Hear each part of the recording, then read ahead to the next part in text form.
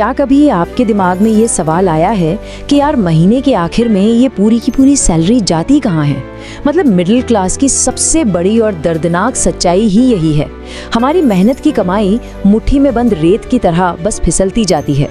हम दिन रात एक कर देते हैं, लेकिन महीने के आखिर में ऐसा लगता है जैसे पैसा हमारे लिए काम ही नहीं कर रहा है। होता क्या है ना, लाखों लोग एक ऐसे ट्रैप में फंसे हैं जहां सैलरी अकाउंट में हिट करते ही खटक ईएमआई कट गई, रेंट चला गया, मोबाइल का बिल, लाइफस्टाइल के खर्चे, अकाउंट तुरंत खाली। लोग इतनी जीतोड़ मेहनत करते हैं, फिर भी 15 तारीख आते आते अगली सैलरी का वेट करने लगते हैं। पैसा चुपचाप आता है और बिना कोई सिंगल एसेट बनाए बस हवा हो जाता है। इस पूरे गेम को समझने के लिए चलिए 3 दोस्तों की कहानी देखते हैं, विजय, शुभम और आकाश।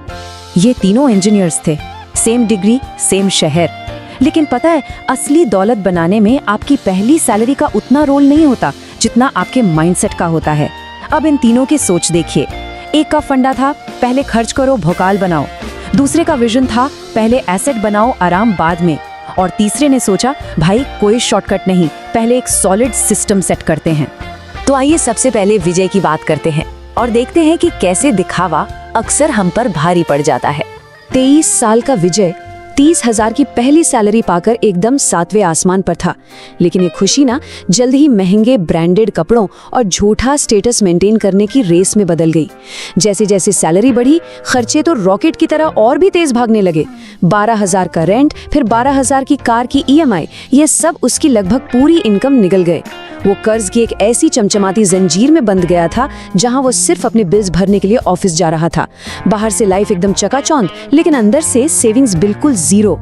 इस सिचुएशन पर वॉरेन बफे का वो आइकॉनिक कोट एकदम सटीक बैठता है ना, अगर आप ऐसी चीजें खरीदेंगे जिनकी आपको असल में जरूरत नहीं है, तो बॉस बहुत जल्द आपको वो चीजें बेचनी पड़ेंगी जिनकी आपको सच में जरूरत है। सिर्फ बाहरी दिखावे को टॉप प्रायोरिटी बनाने से आपकी फाइनेंशियल सिक्योरिटी और इमरजेंसी फंड दोनों पूरी तरह तबाह हो जाते हैं। लगता तो ऐसा है कि हम अपग्रेड हो रहे हैं, पर असलियत में हम सिर्फ नीचे गिर रहे होते हैं। अब जरा शुभम की जर्नी पर नजर डालते हैं, जहां असली मैजिक पेशेंस यानी धैर्य में छुपा था। शुभम ने उस ग्लैमरस मुंबई लाइफस्टाइल को एकदम इग्नोर कर दिया। 2009 की बात है, उसने अपनी 10 लाख की सेविंग्स को पनवेल जैसी जगह पर इन्वेस्ट किया जो उस वक्त बिल्कुल डेवलप नहीं थी। लोग उस पर खूब हंसे, मजाक उड़ाया, लेकिन वो 10-15 साल आगे का फ्यूचर देख रहा था। उसने रिसर्च की, इंफ्रास्ट्रक्चर का वेट किया और बिना किसी शॉर्टकट या गैम्बल के उसका वो 10 लाख का इन्वेस्टमेंट 11 सालों में चुपचाप 90 लाख में बदल गया। इसे कहते हैं विजन।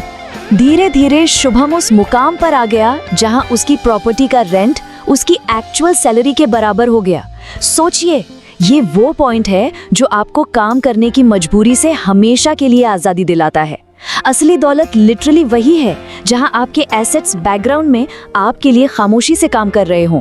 अब वो काम पैसों के लिए नहीं, अपनी मर्जी से कर रहा था।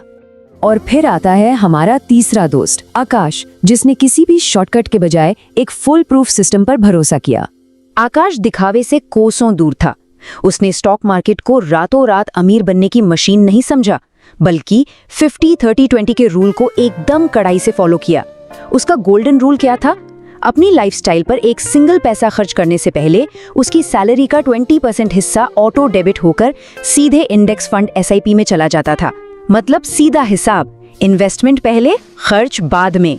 इतना ही नहीं, उसने कमिट किया कि वो हर साल अपनी इस एसआईपी को 10% बढ़ाएगा ही बढ़ाएगा।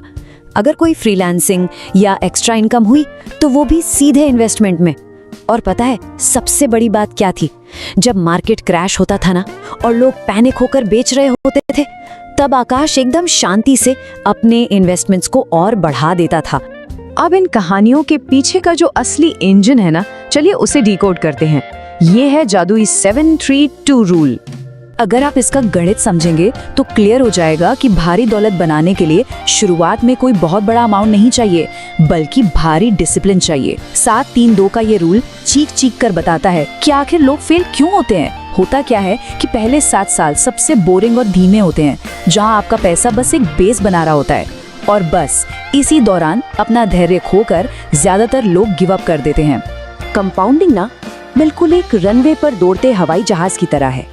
शुरू के 7 साल आपको लगेगा कि यार ये तो बहुत स्लो है, फिर अगले 3 सालों में ये टेक ऑफ करना शुरू करता है और आखिरी के 2 सालों में बूम, ये सीधा रॉकेट की तरह एक्सपोनेंशियल ग्रोथ लेकर आसमान में उछल जाता है।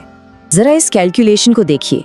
अगर आप 25 साल की उम्र में 5,000 की मंथली SIP शुरू करते हैं और वही शुरुआत अगर आप 35 की उम्र में करते हैं तो भाई आपका रिटायरमेंट फंड लिटरली आधा रह जाता है, जबकि दोनों केसेस में आप हर महीने सेम अमाउंट डाल रहे हैं, सेम मेहनत कर रहे हैं।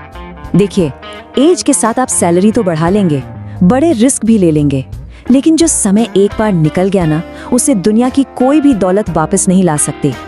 टाइम वो इकलौता अनफेयर एडवांटेज है जिसे खरीदा नहीं जा सकता।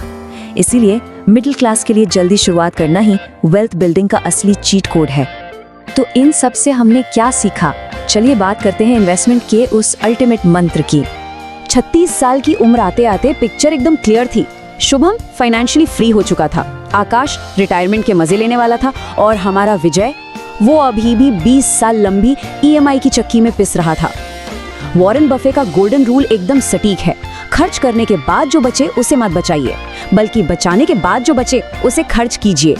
अपनी आज की इच्छाओं को पालने से पहले अपने भविष्य को सिक्योर कीजिए। सिर्फ 5,000 रुपए की कंसिस्टेंट SIP से 1 करोड़ रुपए तक का कॉर्पस बन जाना ये कोई मैजिक नहीं है। ये साबित करता है कि दौलत बनाने के लिए लाखों की सैलरी नहीं, बल्कि भयंकर डिसिप्लिन और कंसिस्टेंसी चाहिए। तो इस एक्सप्लेनर को खत्म करने से पहले ये सवाल हमें खुद से जरूर पूछना चाहिए, क्या हमारा फोकस सिर्फ अपनी अगली सैलरी के पीछे भागने पे है या फिर अपना अगला एसेट बनाने पर? इन 3 दोस्तों में से आप कौन सा माइंडसेट चुनेंगे जो आपको असली आजादी और सुकून दिला सके?